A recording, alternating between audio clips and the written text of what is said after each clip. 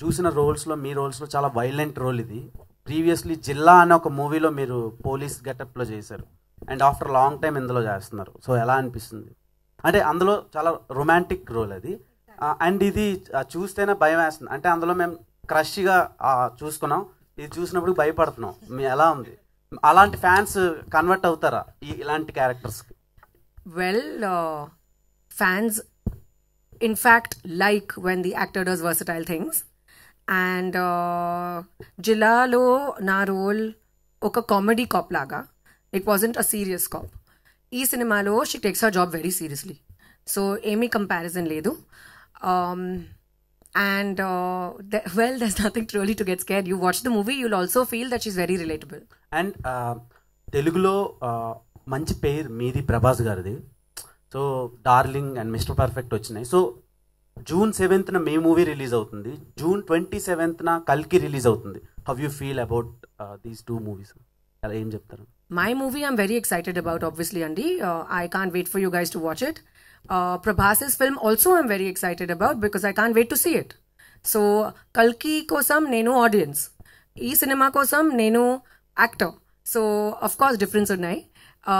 But yeah, I'd like to wish them all the best, the entire team, and they've done the trailer and everything about the film looks very interesting, and I can't wait to see it, like all of you. Okay, all the best. Thank you. Kajal garu here ikkada. So మీరు ప్రీవియస్గా చాలా films చేసి ఉన్నారు and acted besides stars అందరితోనే work చేసి ఉన్నారు. ఆ టైంలో అంటే సినిమా ప్రమోషన్స్ కావచ్చు, మార్కెట్ వైజ్ కావచ్చు, అంతా హీరోస్ మీద నడుస్తూ ఉంటుంది. So while doing a female centric film, it's complete you Kajal, మొత్తం అంతా మీ చుట్టూనే తిరుగుతుంటుంది. Before signing this film what was your reaction? అంటే చేసేటప్పుడు ఆలోచించారా లైక్ మార్కెట్ వైజ్ కావచ్చు, లేకపోతే ఎట్లా చేయొచ్చు ప్రమోషన్స్ ఓన్లీ ఫీమేల్ సెంట్రిక్ అన్నప్పుడు? To be honest, I don't think so much, Andy.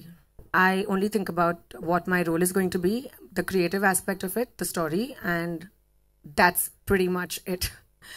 I don't really look into numbers. It's not even my strong point. But yes, of course, all that was done by my producers. They ensured that things are well taken care of. And of course, promotion, especially in today's day and age, chala important. So here we are trying our level best, trying to make sure that the exposure is as much as possible. So basically ఈ మధ్య మనకి సినిమాలన్నీ కూడా different లాంగ్వేజెస్లో release అవుతున్నాయి. So why Satyabhama was stick to one language? అంటే ఇలాంటి thrillers different జానర్స్కి లైక్ డిఫరెంట్ ఇండస్ట్రీస్ కూడా ఇది రిలీజ్ చేయొచ్చు లైక్ అనదర్ లాంగ్వేజెస్కి. This I think Bobby Garu will be able to answer better. We actually ఇది బేసికలీ వెరీ చేయకూడదు చేయాలని ఏమీ లేదండి. It's predominantly Telugu film. So దీన్ని తెలుగులో కంప్లీట్గా కాన్సన్ట్రేట్ చేసి కంప్లీట్గా చేద్దామనేదే ఉద్దేశం. చేయకూడదు చేయాలి ఇంత పెద్ద ఆలోచనలు ఎప్పుడు లేవన్నమాట. It happens in Hyderabad. It's a very Telugu story. It's a very local కథ అనమాట. Yeah right. All the best. Thank you.